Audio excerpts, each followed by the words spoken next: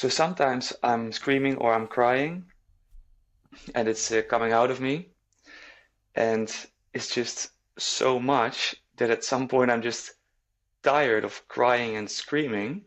So then I just stop, but it doesn't feel like a big relief yet. It just feels like, oh my God, there is so much. Like it's almost endless. Yeah. And then sometimes there there does come an end to the release. And then I feel Mm, kind of open, like, hey, mm. this had to come out, and now that's complete, you know? Okay, now I can move on with my day. Are there other pathways available to open and to feel liberated other than what you perceive as needing to be coming out? If there are other pathways. Yeah, because if your body mind and your nervous system has been developed and set by the norm of having you release on a daily or in ways that are really expressive and expansive, and that has been your pathway to feeling open, nourished, or recharged, reset, released, whatever you might want to call that, then that becomes the default way in which we come into liberation. I'm wondering, like, are there other pathways that you've encountered that help you feel open without going to those cathartic places? My answer, no, I don't think so. I think Mm. this very expressive release, that thing in my system, that's like the one thing that works, and that's where we heal. Mm. So we're going there. And also, the voice I'm putting on right now, that's really how it feels. Like we got to get through this. It's pretty strict, Mm. and at the same time, Mm.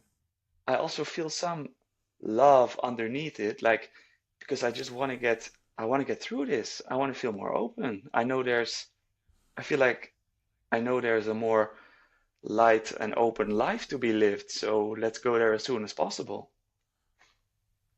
Mm. So there's a connection between light, life, living fully, and moving through whatever emotion is in the way.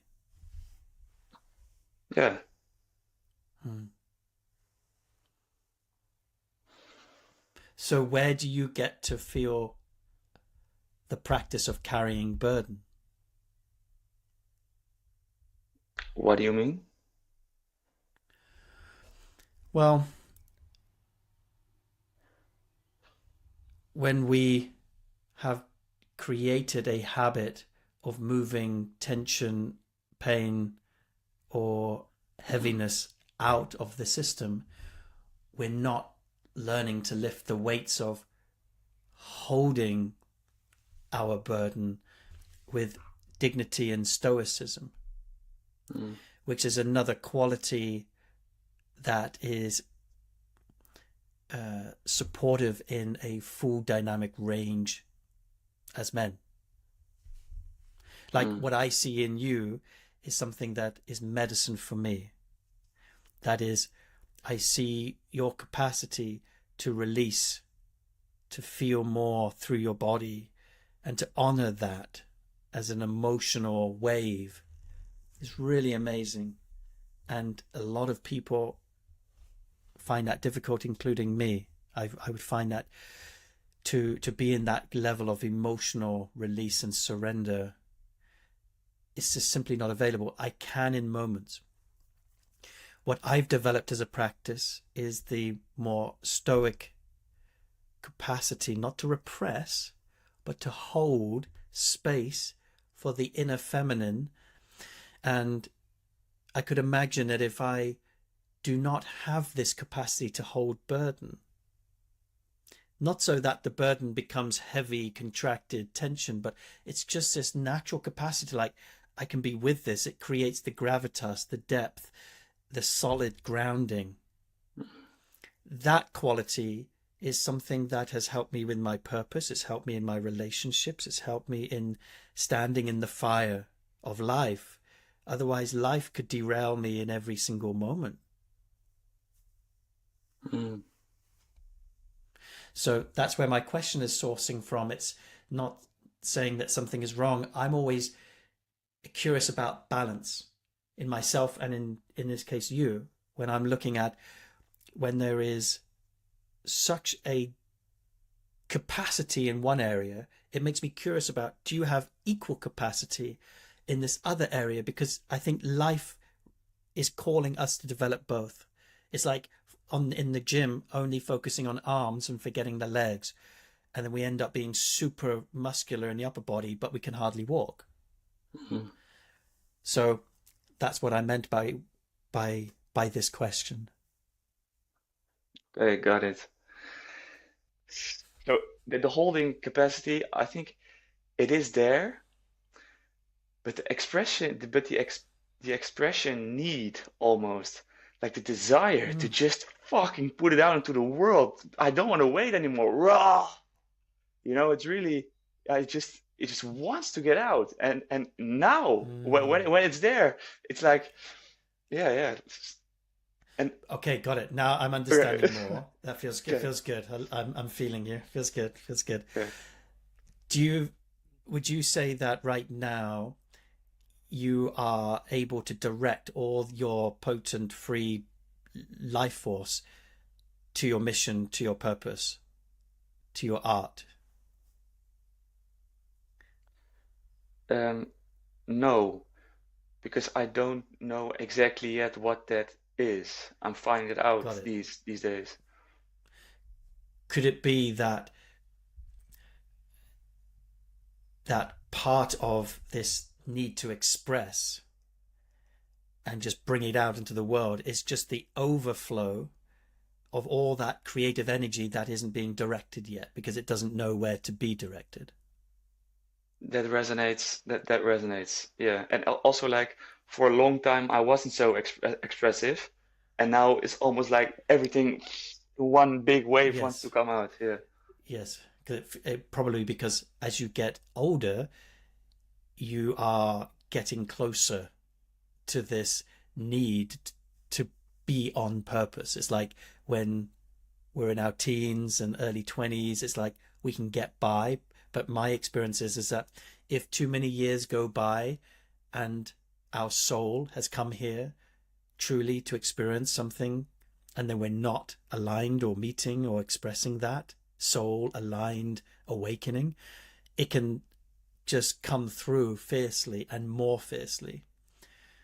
Then the question becomes, does the habit of releasing that help us bring ourselves into alignment, or does it in fact keep us further from it? Mm. Yeah. Yeah. Yeah. In other That's words, can your need for emotional release be a steward, a defensive mechanism to you even inhabiting your full mission and purpose? I'm not saying it is. I'm saying, mm, could it be a possibility? yeah, maybe. What's coming up in me right now is this, there might be a fear around what my mission is going to be, Mm, whether I actually can accept mm, my own mission. mm. Fascinating. I smile when I hear you share. That's a, there's some energy in what you're saying. Hmm. And now the word responsibility comes up in me. It's almost Mm, mhm, like there's a yeah, that there's a part. Yeah, this is coming up in me. I'm just gonna authentically express mhm, myself. It's almost like it's so big. Like how the fuck am am I gonna deal with all of that? If I'm gonna say yes to my mission, which I'm not 100% sure yet what it exactly is, yeah, it's so big. It's so much power there and so much responsibility feels like. And can I handle mm, that? That's how it feels. mm.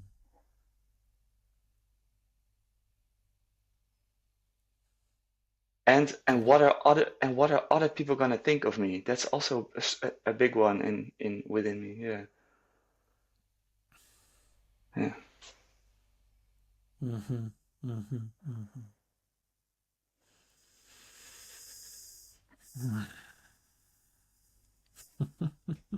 Good questions. Yeah. That's good. That's good. That's good. Yeah.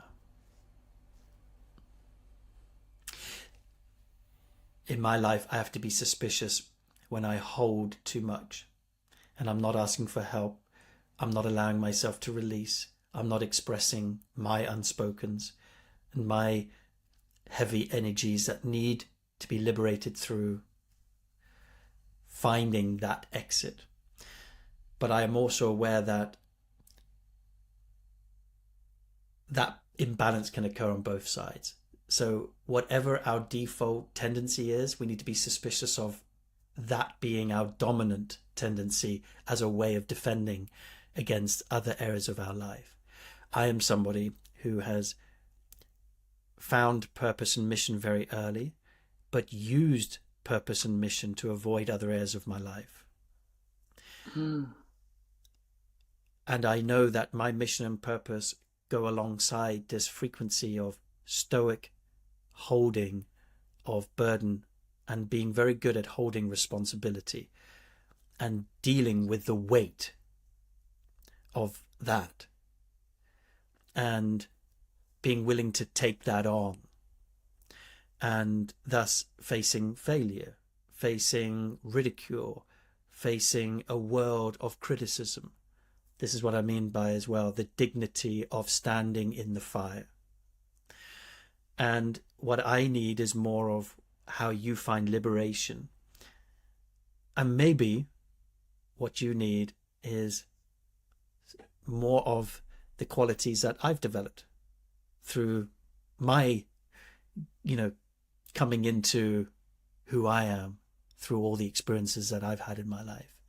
And I think this is the beauty of Circle. It's the beauty of this work where we're each other's medicine. And maybe what I'm saying is completely off too, that it isn't true, but I sense there might be something there. Have you ever defied your father's will? Defied? What does that mean? Defy means to go against what he wants. Uh, yes. Yes. For example, with study, he wanted me to finish my study, and now I still didn't finish my study, and I'm not even sure when I'm gonna finish it. Okay, got it. Mm. Got it. Got it. Interesting. In that, yeah. So what I'm with when you share that piece, because I've no idea, like, if this is accurate or not, but was the study that you were doing just not aligned to your heart? Like, did you get into it for the wrong reasons, or did you just get bored or feeling like I can't be bothered to complete this, and you were just feeling like you didn't have the energy to persevere to complete what you had started? Right. So the first study I started was exactly what my father did. Yeah, exactly what my father did. And then I stopped, and now my last study I started is something that I really like, but then some other emotional stuff came up, and I took a break. So in the second study, your father tried to support you to complete it, and then you said, no, I'm going to pause anyway. Yes, yes, kind of like that. Yeah. Did he do it in a toxic way or in a loving, kind of boundaried, forceful, fatherly way, as you would expect a dad to do? Like, hey, stop fucking around, get on with it and finish it. Mm. Changed over time. In the beginning, it was like because he didn't finish his studies and he regrets it. So he was really like, but finish your study, like okay, just finish it. Yes, And yes, then yes, yes, yes. and then I didn't finish the first one and the second one, and now I'm actually on my third. And Sounds like your dad is a cool guy. And that although, yes, he had maybe some regrets or some personal overlays, there's a difference, you see, between a father who says, you're going to be a doctor because I'm a doctor, basically, versus you started something, now finish it. Because the second is support, and it's confronting the part of us that doesn't persevere and penetrate through the burden. Again, this is coming back to the burden conversation, because let's say as you do your studies, it starts to get boring, overwhelming, a lot to do, emotional stuff comes up, relational, whoever, whatever, stuff's happening in life. In that moment, burden hits, life hits. In that moment, do you have the capacity to carry the weight and go through? Or do you use that as the reason to go, this must be my guidance telling me I'm not meant to do this study?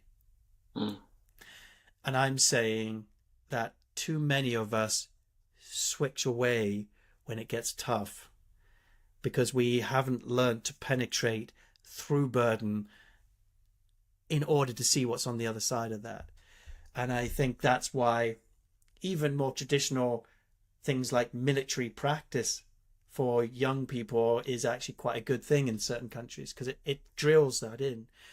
I had that through devotion to martial arts and training and being pushed beyond what I thought were my physical limits.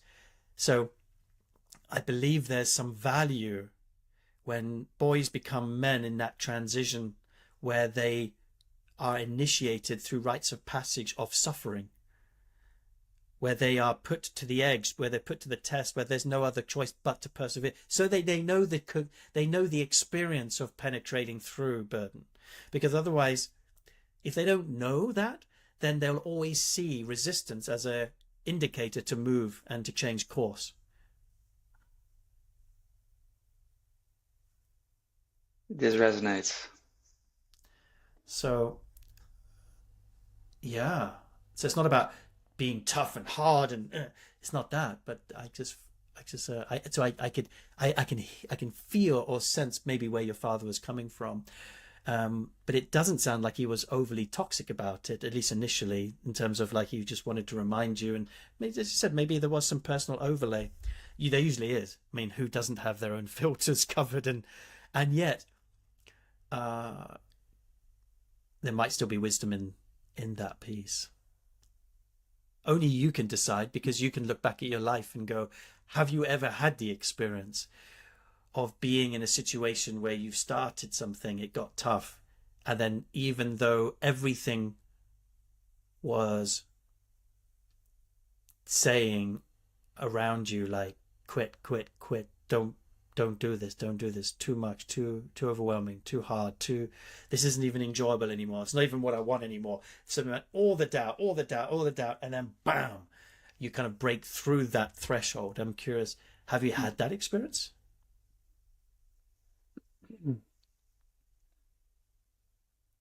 Recently, I'm looking for those experiences, because I also noticed in my life that I was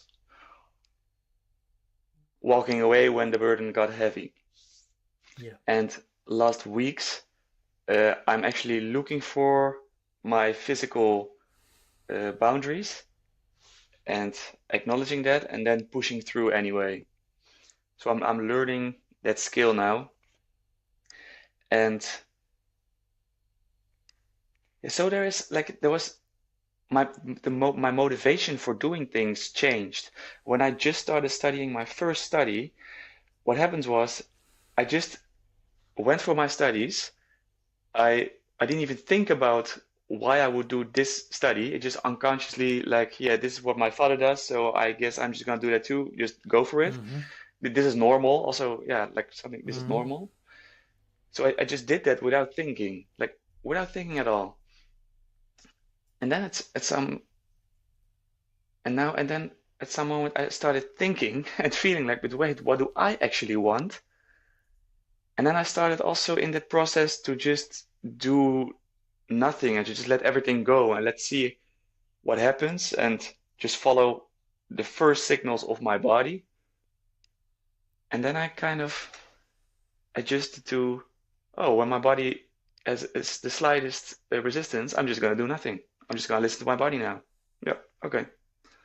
So then I was doing for a long time, yeah, little challenging stuff, I guess. And now with finding who I really am and knowing where I want to go, now I'm learning to go through these burdens from a more intrinsic motivation and not on an automatic pilot motivation. Cool. Yes. Nice. Yeah, yeah, does it make Yes. sense? Totally. Because the Yeah. autopilot motivation is often a push that can get toxic when we're pushing, when we don't even know why we're pushing. And it's usually Mm. conditioned throughout, because that's also something that I inherited as well, was ambition and drive, but often at the expense of even feeling, is this what I want? Is this even healthy? Is this connected, regulated, and all of that? And yet, you know, we've all been given through our environmental epigenetic situation gifts, right? Your upbringing has brought you into contact with your gifts, and my upbringing has brought me into contact with my gifts. And again, I feel the work is to round ourselves off, meaning to begin to practice embodying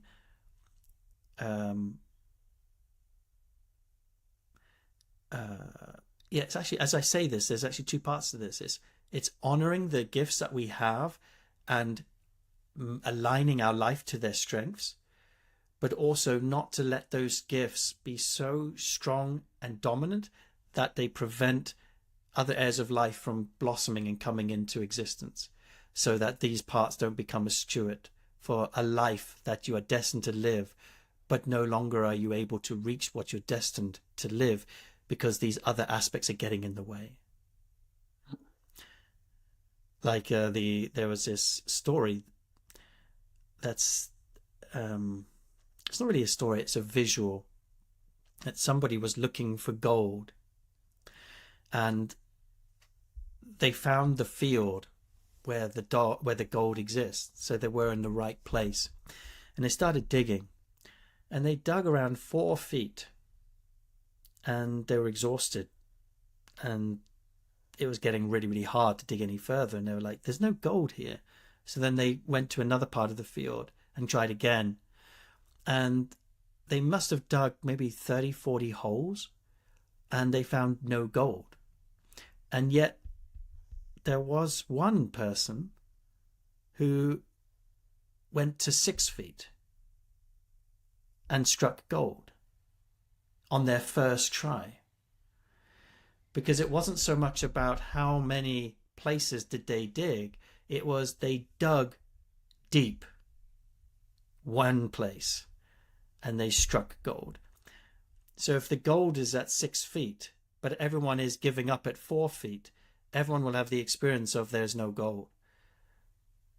Another way of saying this is there is no traffic beyond the extra mile, meaning if most people can only run a mile and everyone stops at a mile, beyond that mile there is no competition. You have the whole world to yourself.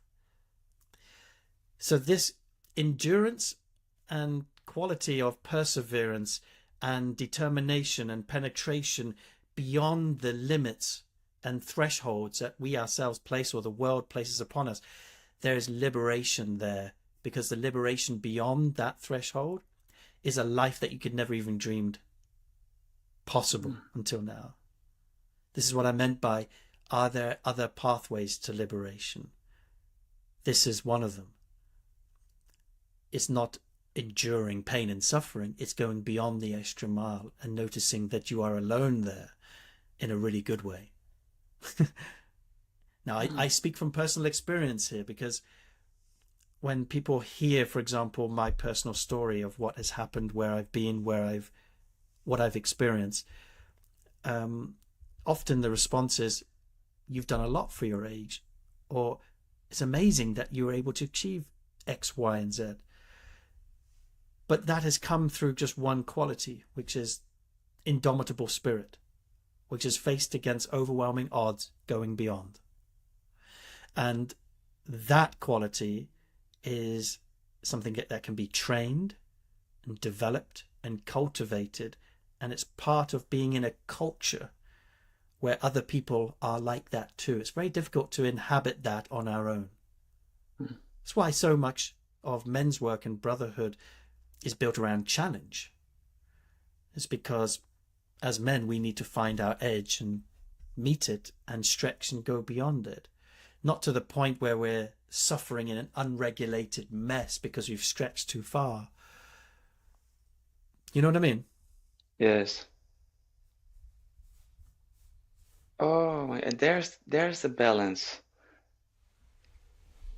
At some point, you just feel like, or I can feel like when it's just unregulated, where it kind of gets ugly, so to say, Yeah. Mm-hmm. and then maybe that's too far. And while I'm saying this, there's also another voice coming up in me that says, "No, but that's where you have to push through. That's the moment you have to go even harder." Mm-hmm. And maybe sometimes that's true, and sometimes that's toxic. And then the question would be, would you even care and be having this conversation if this country was invaded by a hostile enemy, raping children and women, and only you and other men were there as the last line of defense? Then you just gotta go. Like, Exactly. You uh, just gotta go. You just gotta go. This is the energy that wants to be inhabited but not lived in every moment. What I mean by that, inhabited meaning is, can we feel this burning fire ready to go but isn't activated, that's burning us out, that is in fight and flight and in survival mode? But it's knowing that this place exists in us, and then we can draw on that power in order to bring out the sword, to penetrate life, to move forward in the direction that we want fearlessly, with courage, no matter what our father thinks, mother thinks, brother, sister, whatever our culture, community. That's this is the energy that it wants to be known, and we need to know that we can rely on that when the shit hits the fan. We're there.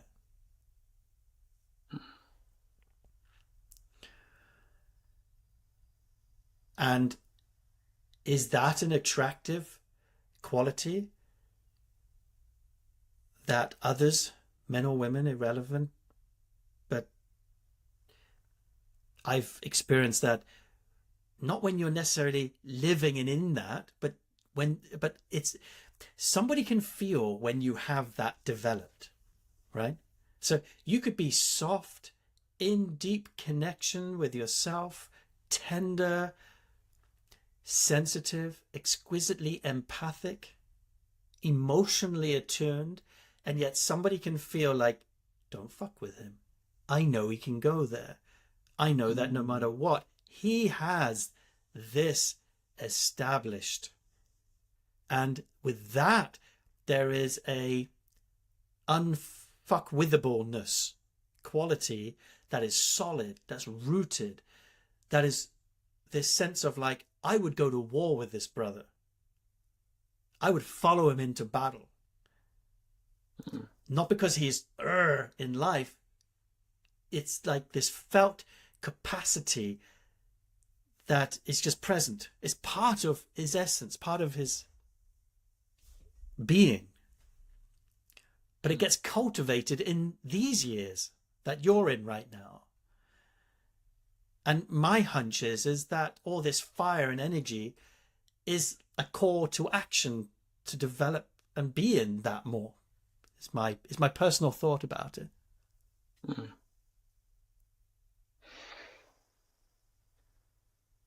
Mm-hmm. To be in that more.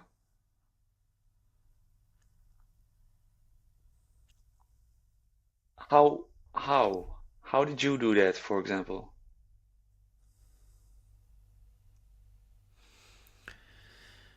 Well, first of all, I went through the toxic route because my father, when he was young, didn't know how to be with the intensity of his emotions. So he lashed out and I received the overflow. So there was a lot of physical violence, what many would call abuse, violation, in the form of being hit, and often for very small transgressions. So it wasn't like I did really bad things, but small things would set him off. So what would happen is that I developed a hardness in response to that level of violation. So one layer of how did I do it? Well, I didn't do anything except defend myself energetically, even physically, and build a resilience. Okay, so trauma can do that. The difficulty that I have in my life is, well, I don't often feel safe because of this, so I need to spend a lot of time unwinding. But Mm. others who have been brought up in relative safety, they need to learn how to not fight, as in the fight flight kind of unregulated nervous system response, but fight for their life, fight for what matters, fight for the right to live a destined life that isn't going to be handed to them on a platter, that isn't necessarily easy. And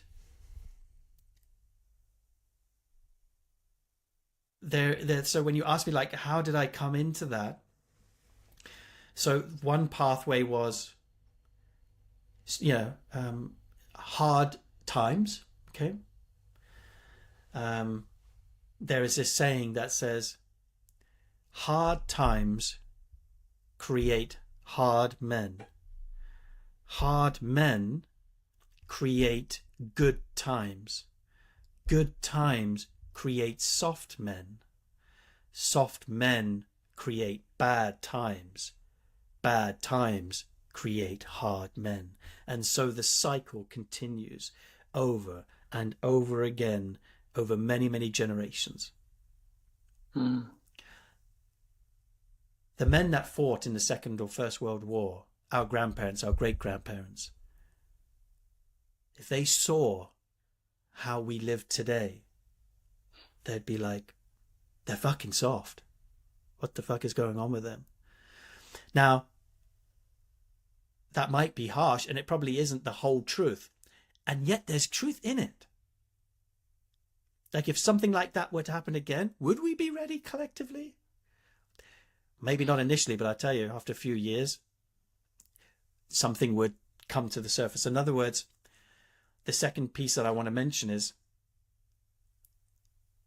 we don't develop this in order to achieve or be ready for something. Something usually comes in from life that readies us. It's not like I am ready for this, but I need to be ready because it's in my face. Mm. So if I'm surrounded by comfort, if I'm surrounded by ease, life doesn't even have a chance to meet me to the point where I get to raise up to meet it. And so there is this quality of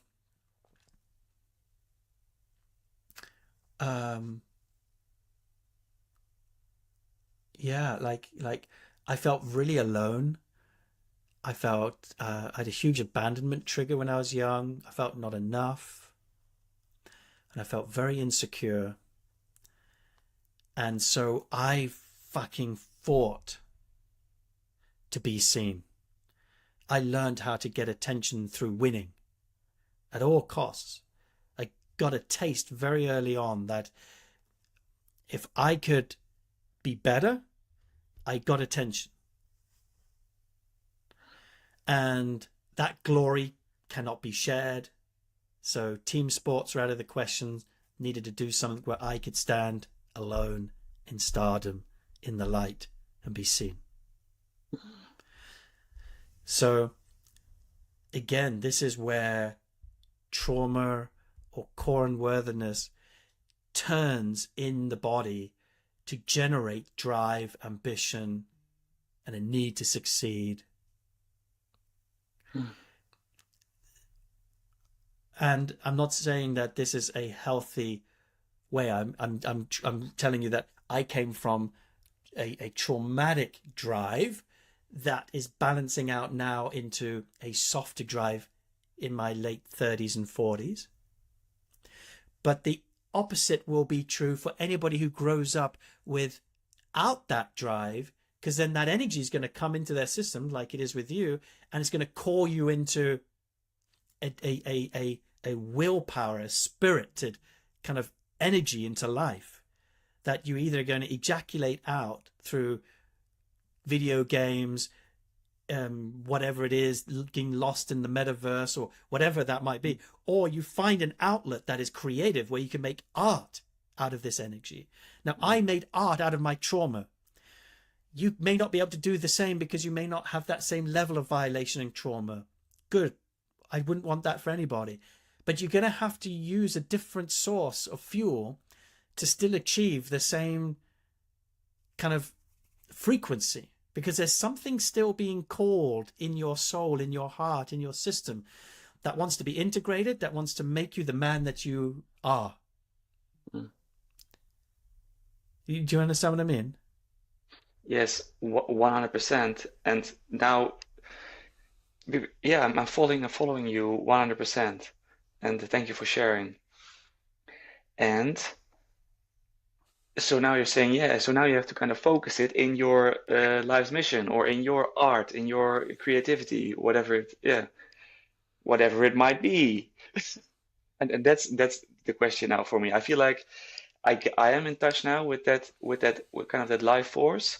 I feel like there is a lot of stuff that wants to be expressed. Mm-hmm. I kind of know where it is most of the times. Well, it might be simply just to finish your studies. Might be, Not, yeah. not because I want to be your dad right now, but it's more about like, you don't finish your studies because you want to finish your studies. You do it as a spiritual practice to complete. Hmm. You don't do it to get favor of your father. You do it because you say, you know what, I started it and my integrity says I finish it because I'm Yeah. a man of my word. And I need that experience in my life to complete. Because if I don't, other parts of my life are also going to remain incomplete. So I don't know how long it will take to complete, but as an example, this is something you can do that doesn't require clarity of mission, clarity of, and I'll tell you something magical. When you Hmm. when you make the decision to say, I'm going to complete this no matter what, during your studies, you'll probably get clearer about your mission, because mission loves to arrive at people who are willing to meet it. Hmm. But if you're looking for it from a place of, I'm not willing to meet the difficult burdens in my life, I don't think it comes. I don't think we create it from that place, personally. To just finish something out of spiritual practice, that might be helping me here, or at least show me like, hey, I can finish fucking something.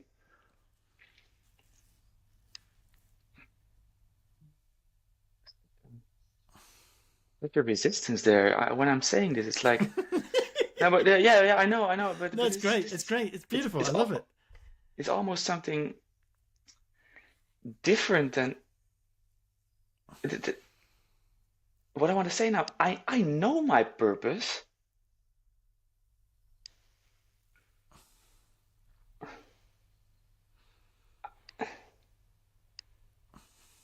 It's, I know it, and it's not in. I'd say, okay. I'm just gonna say what I feel. I know my purpose. It's not in school. It's it's it's it's not in school. It's something artsy. It's something like an. What I want to say right now is that I just want to fucking sing, and I want to maybe Mm, dance, but I want to sing. I want to fucking mm, sing. I don't want to mm. fucking finish my school. I want to sing. Okay. Well, now there's also some, while I'm sharing this, there's also some insecurity coming up. Like, what the fuck are you saying, Rick? Like, what is this? I, I've had two singing classes, and that was great. It really felt like yes, a big yes to me.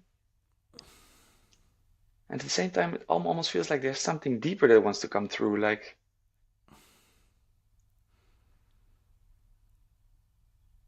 yeah.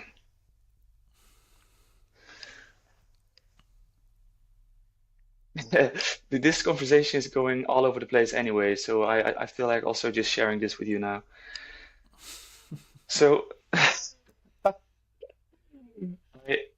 what's also been on my mind in my feeling, this this longing to be a sponge from for what you, Christian, have learned. Like when I go to the Heart IQ events, I learn so much, and uh, I take that with me. And what was coming up in me last days was, is there a way that I, in some way, can be more close to you so that I can absorb all that interesting knowledge about yeah about connection, relationships, your mission, feminine energy, masculine energy. I I feel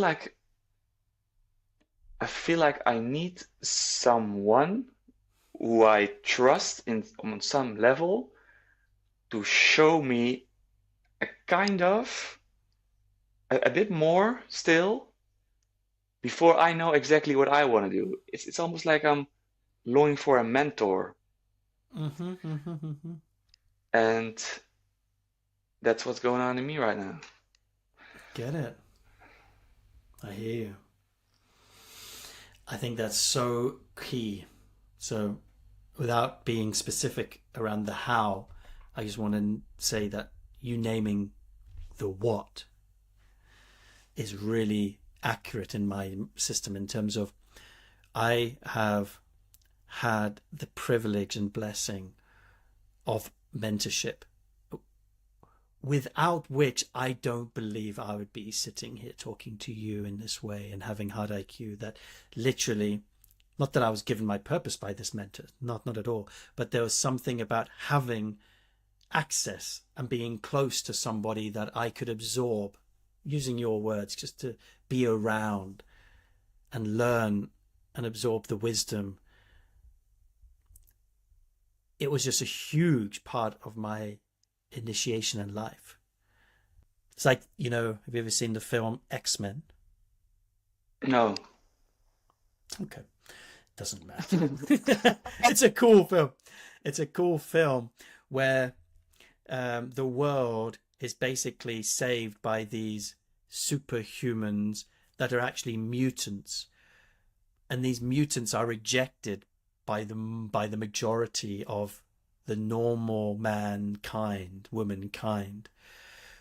So these mutants gather at a school, and this school is where they learn to focus their mutant powers so they don't get overwhelmed by their fire or their energies that, left untamed, unmentored, uncrafted, could hurt them.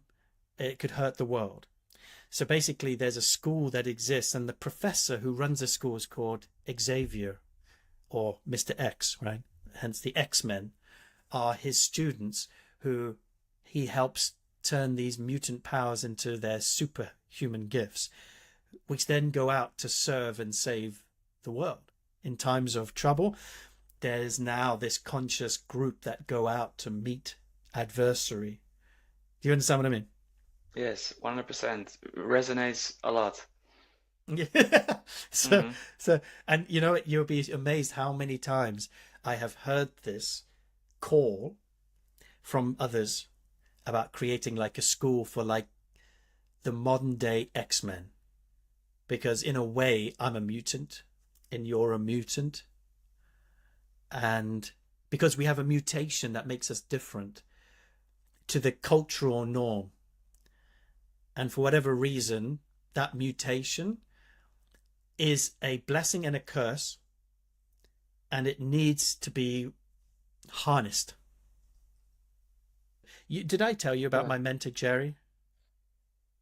No, and I was about to ask, what does that relationship look like between you and Jerry, but also maybe between you and Neil Donald Walsh back then?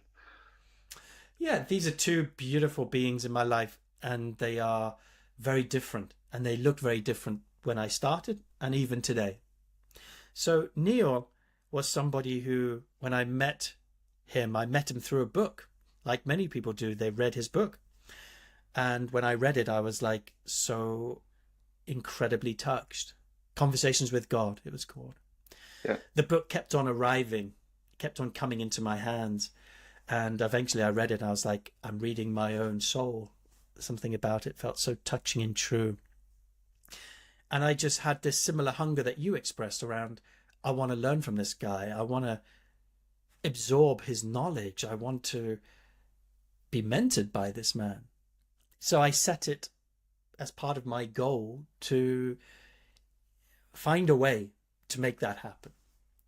And then I went into strategy mode. I thought, what way would he possibly say yes to something like that? This is a world famous New York Times best-selling author that probably gets 10,000 emails a day. And there's probably hundreds, if not thousands of people just like me knocking on his door saying, please, sir, could you mentor me?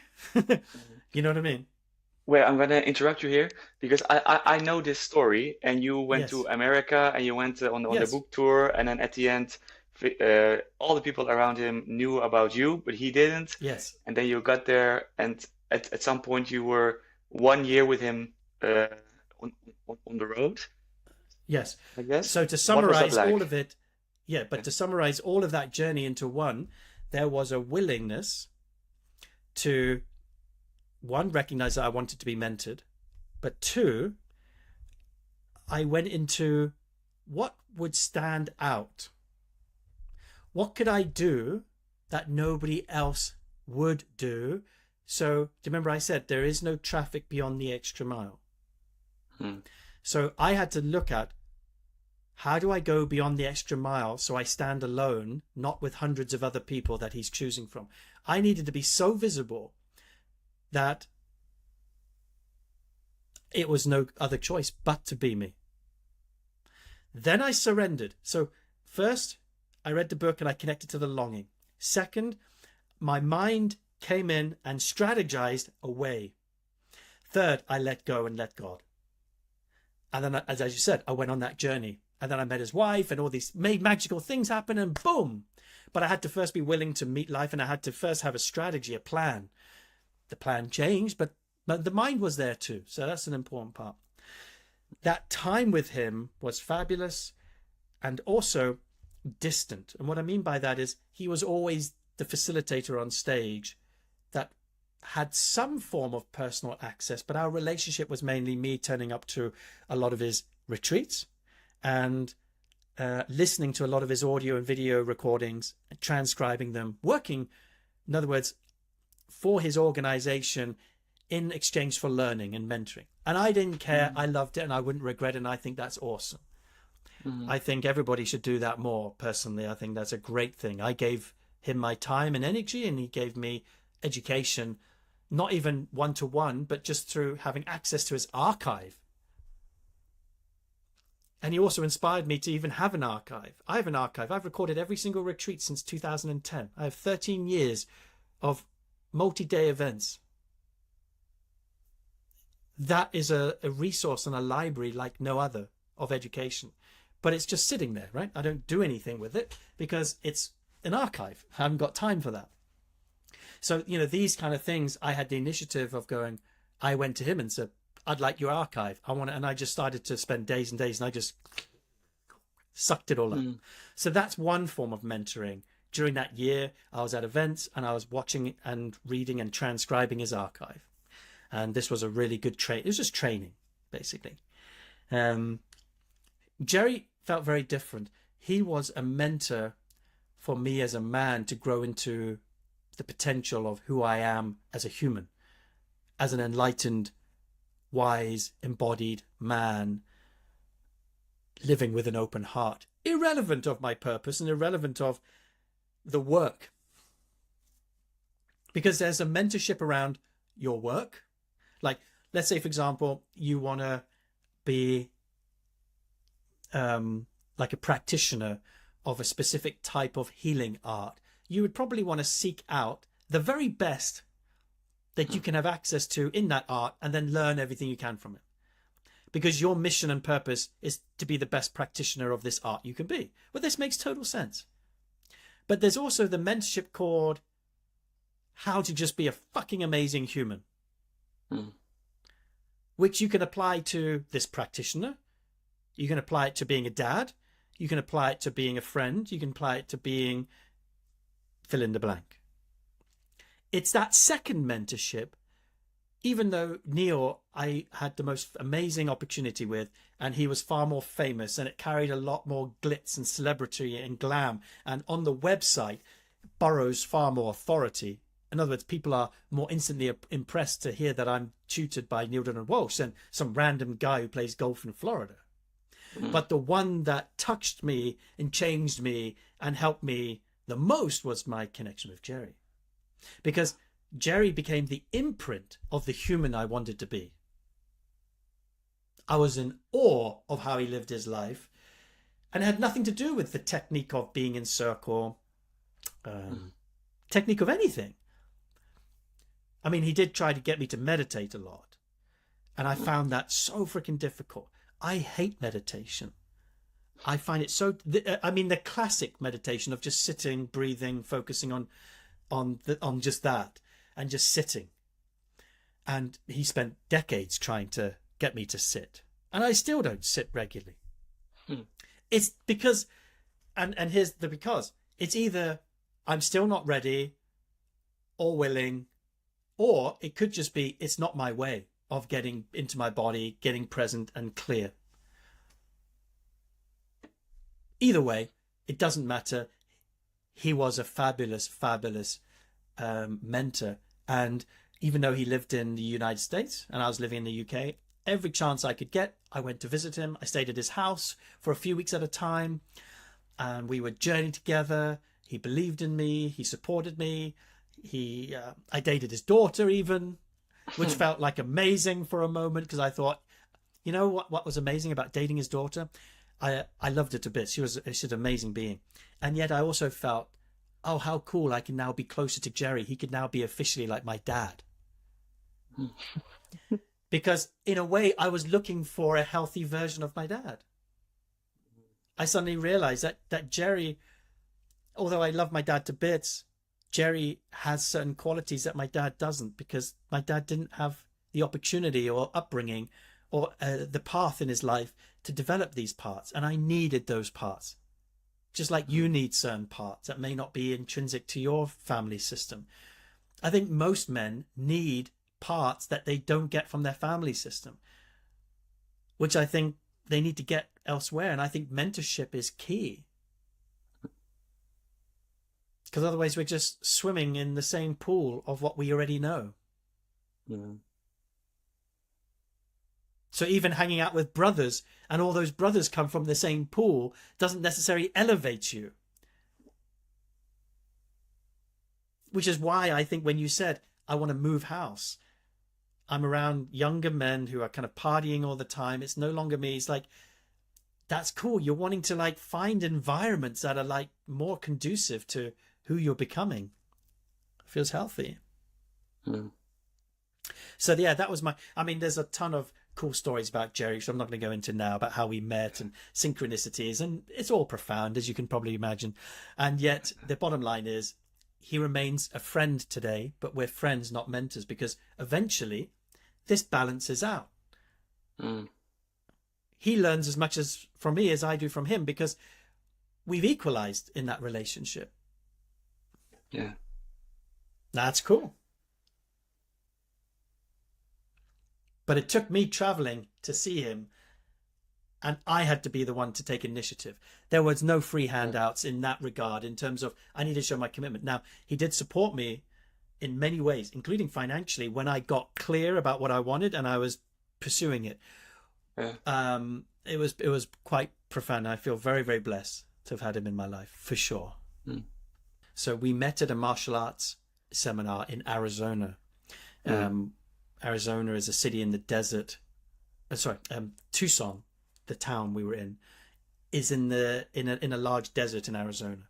So I was attending a martial arts seminar. Now, here's the important part to that. I was 19 years old, and I was in the US at a martial arts training. Now, that in itself carries a lot of clues. So I was living in the UK. I was studying as a chiropractor. All my friends were out partying. All my friends were out basically spending money on, having a student life, whatever you want to call that. What I had done was I had taken my passion for martial arts and monetized it, so that while everyone was out partying, I was at home training, and then I set up a school to teach. This school brought in money that allowed me to buy a ticket and go and seek out the best martial artist in this arena. So again, this is me like going, who do I want to learn from? Who is the absolute best? So I didn't just go to a local martial arts school, because people who are teaching locally rarely have the knowledge.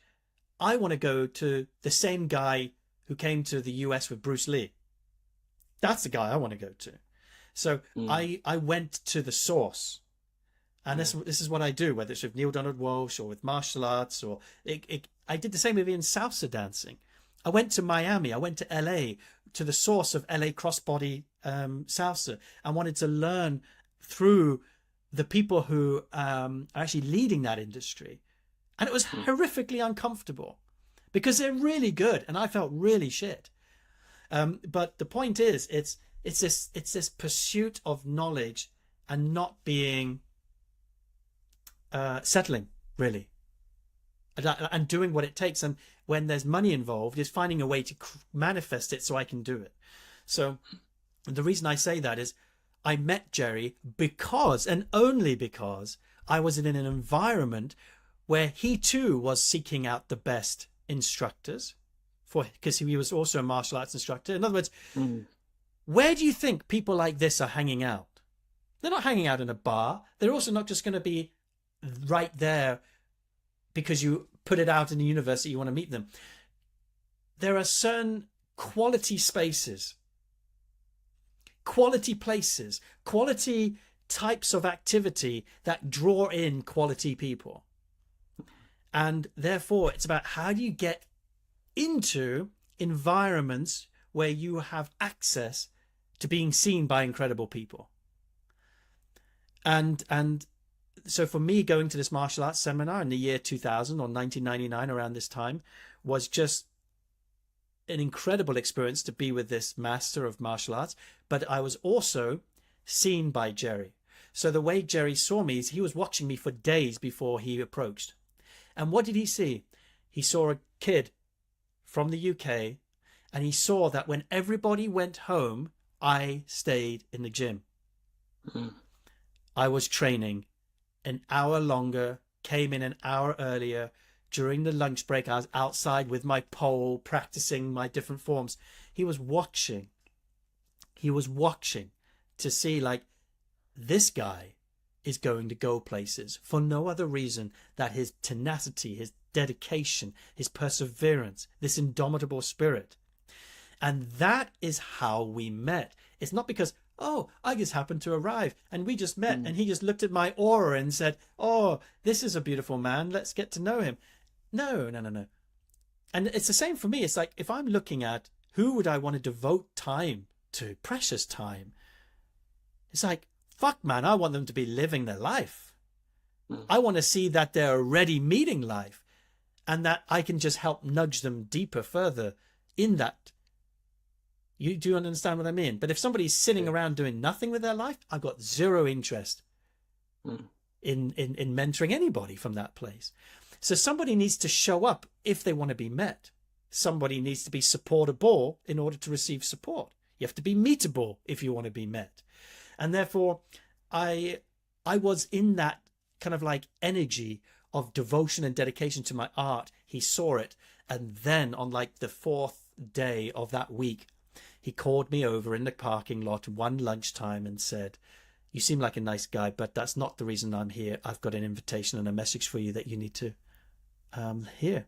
And then he started to channel stuff about my life that no man should have a right to know. It was profound. And then I then made the decision to go, shit, there's something about this guy that I really like. I'm going to visit him. And then I made the promise to go visit him in Manhattan and New York. And I booked a ticket a few months later. And then there I was, walking by his side, engaging him and watching how he interacted with humans and people, and the mentorship journey began, and I needed to continue to keep that going. It was very much on me to establish and stay connected. I was hungry, Rick. That's the bottom line. Yeah. Not hungry for, in a way, hungry for power, but not power like in, but power in the sense that I knew I had a power inside of me. I wanted to become the empowered man. And I saw this empowered man, and I was just like hungry to claim me. And I saw he had the key. He had at least a key, or the key for me. And he was willing to help me bring all of that to life. And I've had some beautiful technical masters like Neil Donald Walsh and Tej Steiner and Donald Epstein and other magical healers and practitioners and facilitators who have shown me the art of embodied speaking, charismatic leadership, circle work, healing, and different types of theoretical. They're brilliant for my work. But that's not the same as being mentored as a human being to live on this earth and to meet life fully.